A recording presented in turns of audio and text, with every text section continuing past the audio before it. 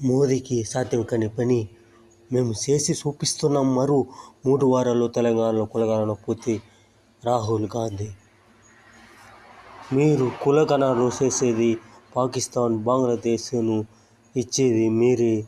మీకు, ఈ కాంగ్రెస్కు ఈ విధంగా అలవాటు ఉంది. కులగణన చేసి కులం పేరుతో, మతం పేరుతో దేశాన్ని విడగొట్టే ప్రభుత్వం మీది.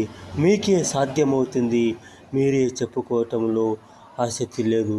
మీరు అటువంటి పని చేసేవాళ్ళే. మీరు 100కు 200% కరెక్ట్. పాకిస్తాన్ ఇచ్చింది మీదే, కాంగ్రెస్.